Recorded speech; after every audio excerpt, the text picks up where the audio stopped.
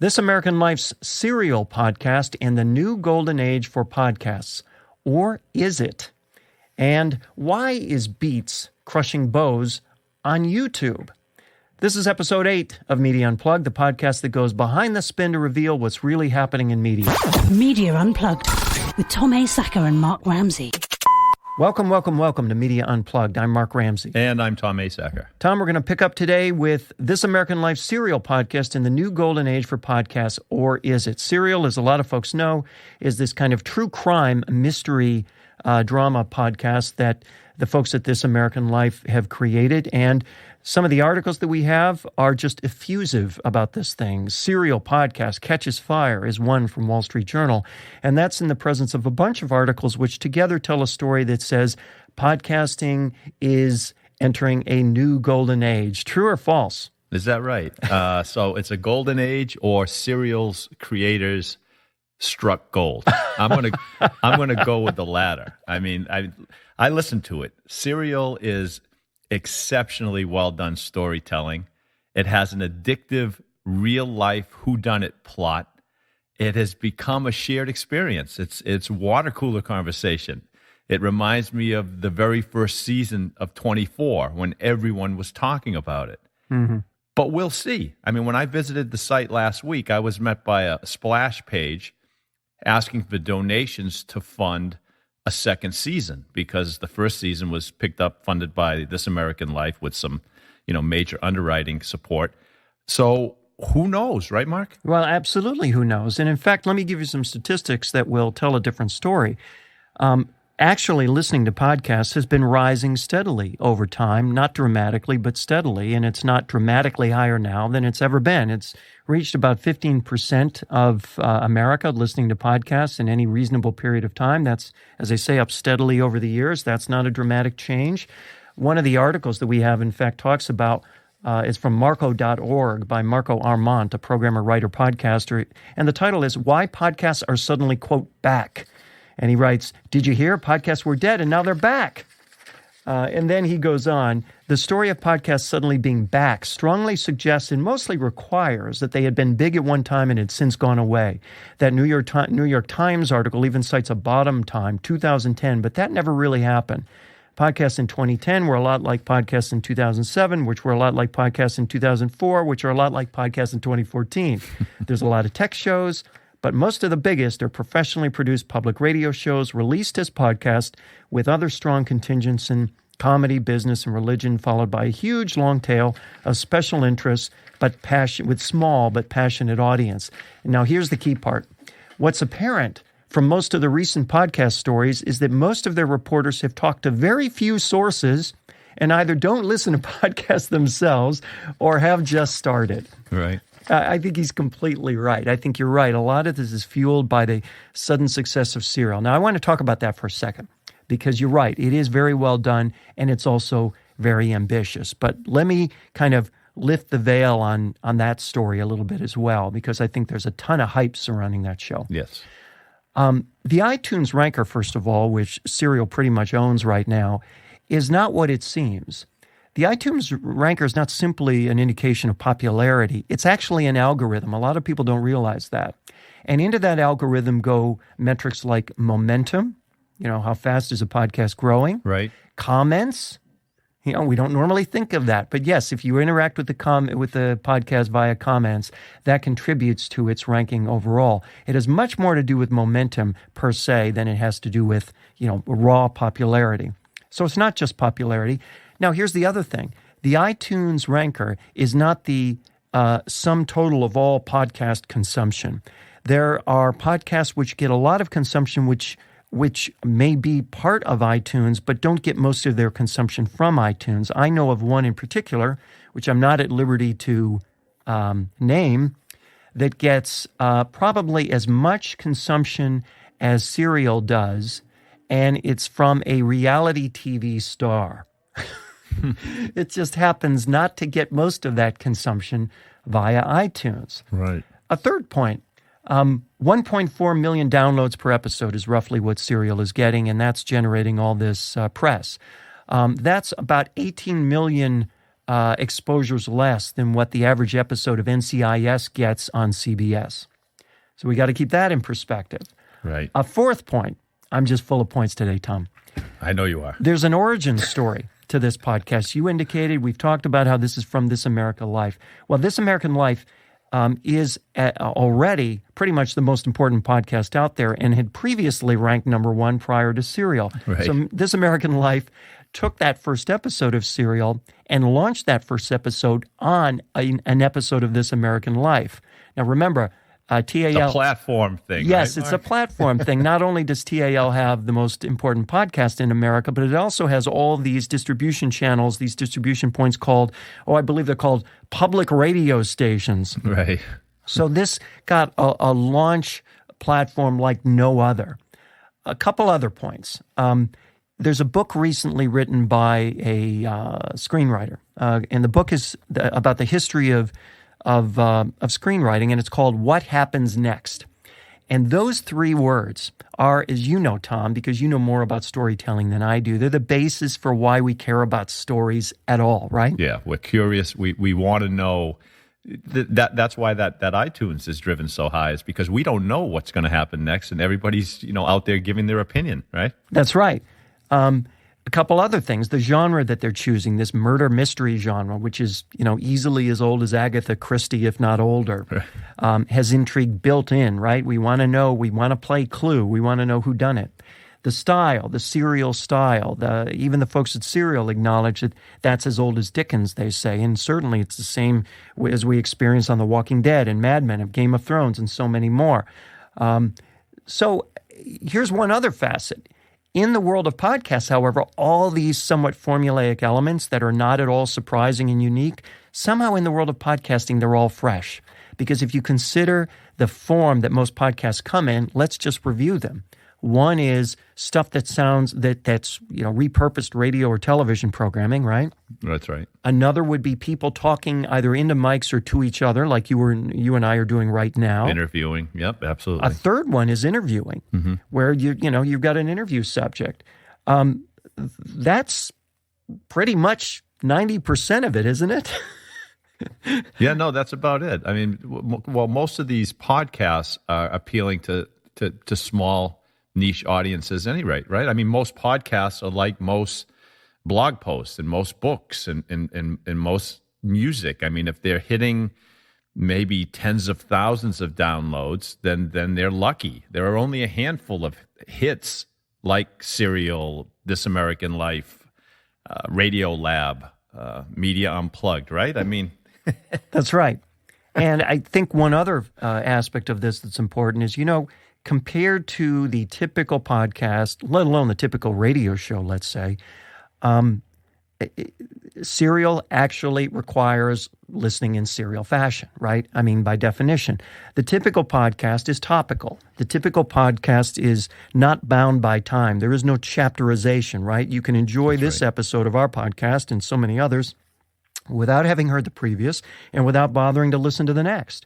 There's none of that momentum. It's topical. It is, in another word, disposable. Right. Serial is clearly not because of the nature of the content. So my expectation going forward is that in the long run, this won't make much of a difference to the podcast, to the world of podcasting. It will, however, cause every person who works in public radio to wake up every morning and say, where's my serial murder mystery podcast?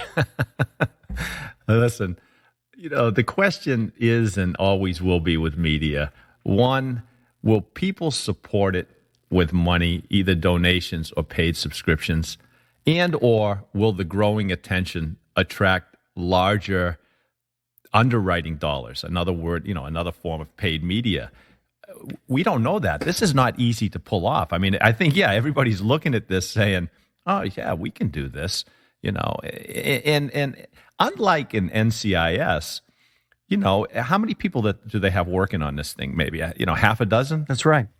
So they can get $20 CPM, cost per thousand impressions, and with $1.5 million downloads a week, that's enough to support months of investigative journalism and some pretty high audio production value. Absolutely. And I think it's also because of the quality of the effort, it again reminds us all of what is possible in that space. There's a quote from the Wall Street Journal piece from Jason Reitman. We all know Jason Reitman, the filmmaker of Up in the Air and so on. Mm-hmm. He said he's so obsessed with the show, he taught himself the show's disquieting piano score while biding time between installments. I look forward to every Thursday in a way I don't remember awaiting the release of an episode of anything recently, he said. There's something very intimate about someone telling you a story that's close to your ears. And on that note, I think he's exactly right, don't you? Oh, absolutely. Absolutely.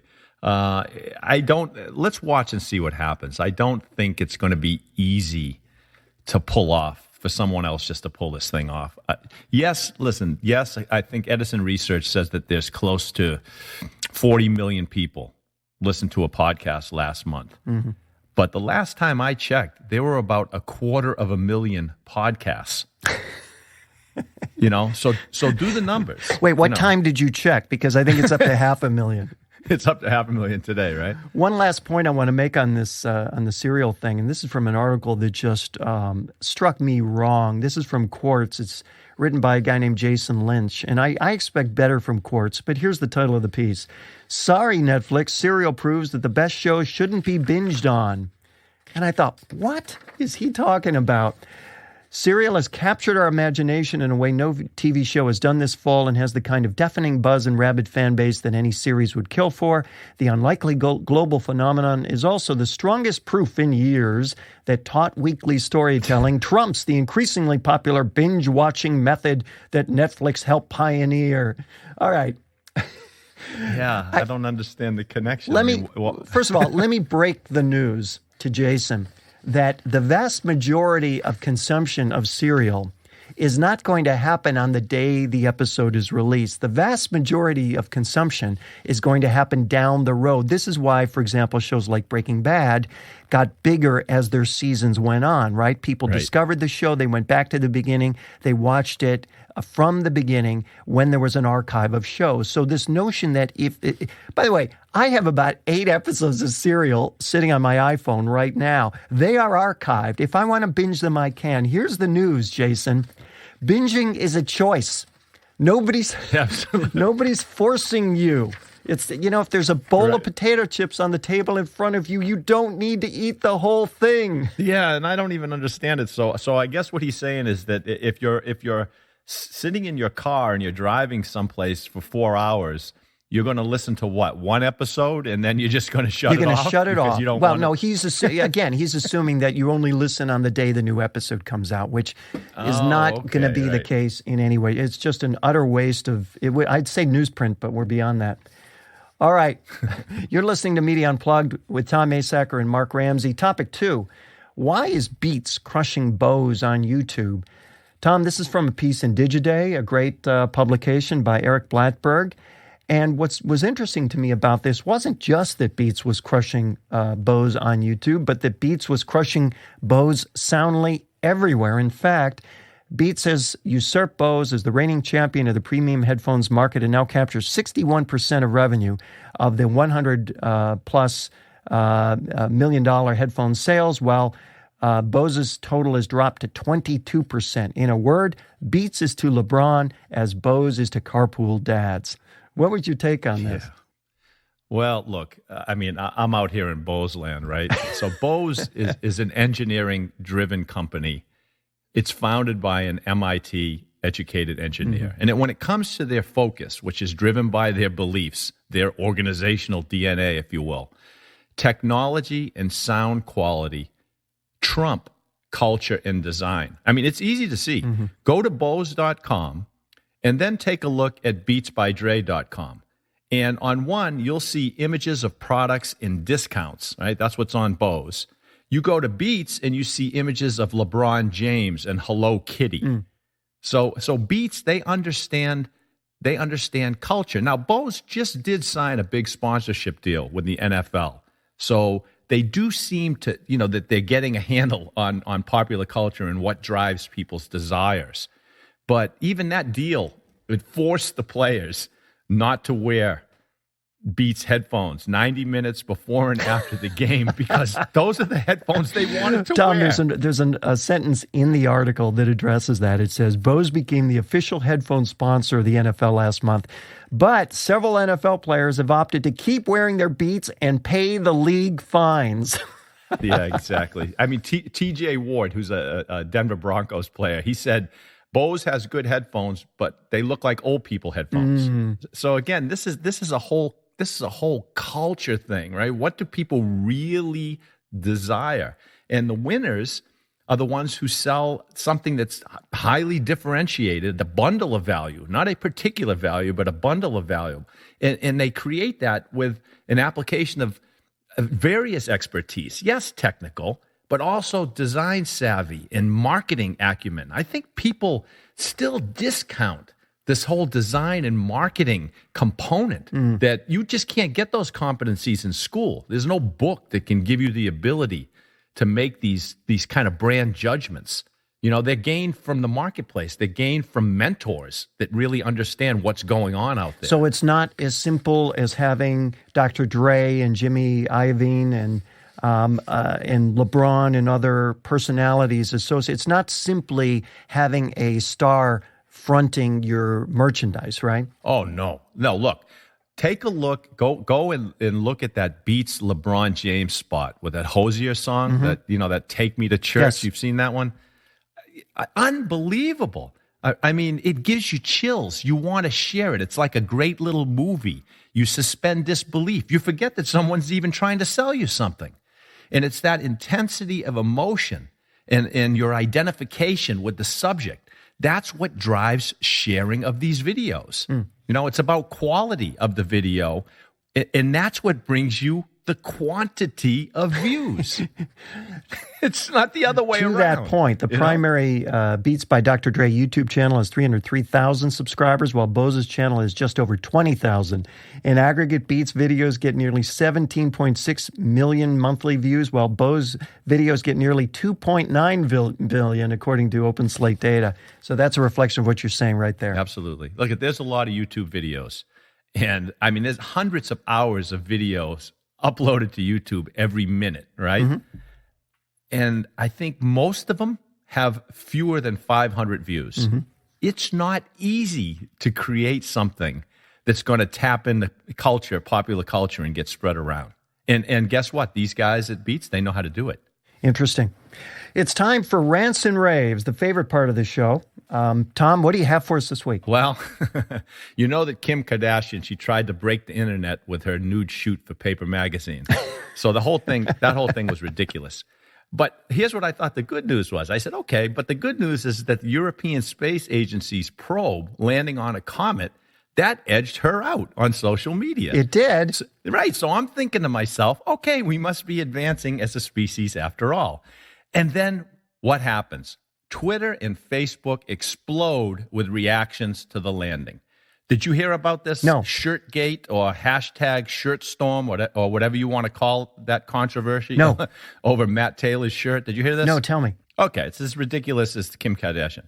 So Matt Taylor, he's the British rocket scientist who led the team that really made that awesome feat happen. And he was called out by feminists for wearing an inappropriate shirt. He was wearing a Hawaiian-style tourist shirt, and it was decorated with comic book-style pictures of scantily clad women. Which is, by the way, it's his lucky shirt. It's the one he wears on important. Not in every respect. Yeah, on important days. You know, the guy's a rocket scientist, so he's not a fashion guy. So now that's ridiculous. It's ridiculous and sad that a mob of online feminists, along with the mainstream media, which latches on to anything that's trending, they harass this dedicated and brilliant guy to the point of tears. He had to make an apology. Oh, man. Right? And he was in tears. So think about this. Here's an object flying through space at 84,000 miles an hour. And this guy from 300 million miles away lands something on it, and we're focused on his shirt. So I guess we're not really evolving that much after all, right? To me, that media storm was one giant step back from mankind. Now, what if we had landed Kim Kardashian on a comet? Now you'd really have something. Now, that would have been something that would have broken the internet. Okay, I have actually two today. I'm going to try and do these quick because I'm biting off more than I'm supposed to chew. But first of all, I have a rave. And this didn't start out being a rave. This goes back to Serial, and specifically at the front of the Serial, at each Serial chapter, there's a spot by MailChimp, a short, 20 second spot from MailChimp. Because they're a sponsor of the effort. And at first I thought, wow, this spot is actually getting its own articles written about it. Here's one I'm looking at right now in Quartz from Adam Epstein and it's called How MailChimp's Irresistible Serial Ad, the ad, became the year's biggest marketing win, although that's undeniable. And I thought, I listened to it, and you've heard it, right? Yeah. Did you have a take on it? I thought it was well done. I mean, you listen to it is the point, right? Yeah, you do listen to it, which is the point. I thought, well, I can't believe that there's all this praise over what amounts to a radio spot. I mean, there's been millions of those over the ages, and I've never seen an article written about one. And then I thought about it a little harder, and I thought, actually, this spot does feature a bunch of different voices. It was written by MailChimp. The Serial folks went off onto the streets of Chicago, I presume, and voiced a bunch of different people reading different parts of the spot and had someone mispronounce MailChimp, although I don't know how in the world you can mispronounce MailChimp, but someone did it. And had a little chuckle at the end when someone acknowledged on the audio that they actually used MailChimp. And I thought, at first this seems very routine, but the more I listen to it, the more it seems actually very ambitious compared to the audio ads you hear on the radio. Most of which, when we're talking about local ads, 90% of which, maybe more, are written by local account execs just trying to get the words on a piece of paper and shove it over to a production person who's got this and a pile of 100 other identical ads to voice within the next hour. It's a relatively shoddy experience more often than not. As a result, so many radio spots sound identical. So it occurred to me what I was hearing here was a radio spot that didn't sound like every other radio spot, and that was what people were reacting to. Yeah, that's the whole point, isn't it? And that's why we do what we're doing, so that people will actually listen to it. Well, we'll have to keep that in mind when we count the listens on this thing. And to that point, though, in that article, they had embedded the actual audio spot in the article, and it had 12,000 listens. Now, these are on-demand listens. These are people going out of their way to click a button and listen to a radio spot. 12,000. Maybe we should put a spot on ours. Hey, MailChimp or MailChimp, whoever. Yeah, MailChimp, call us. I have one final rant. This is a rant. I don't know what I'm ranting about here, if it's about me or the internet or Business Insider or what it is. But you were all familiar with clickbait, right? Mm-hmm. Well, I got sucked in. The article was from Business Insider. It was called, "These Pictures of Clint Eastwood Through the Years Make Aging Look Easy." You clicked it, didn't you? No, I didn't click it. I clicked every single image. There must have been 100 images, one after another, one per page of Clint Eastwood, every one for every year of this man's life. I clicked every single image. I've seen every single image before, yet I kept clicking every single image. And by the time I got to the end of it, I literally felt dirty. I know. They couldn't just show us a collage of the images, right? Every page has to reload in order to count those clicks. We've got another view. I want the banner ad on age 55. Is that really necessary? So I don't know who I'm angrier at. Hey, Mark, I got an idea. Yeah. Go back and do that again, but this time do a screenshot, capture all of those pictures, and let's make a collage, and we'll put it on our show so people don't have to click through all those pages. Great. That's a good idea. There you go. That's Media Unplugged for this week. Please remember to subscribe to us at iTunes, on Stitcher, at SoundCloud. We're trying to beat Serial for the #1 spot, so please support us, or at Podcast One. And while you're there, please rate the show. It helps other folks discover us and push us up to the top of the iTunes ranker. Exactly. And have MailChimp And call us MailChimp, if you're out there listening, please call us. We can mispronounce your name as well as anybody.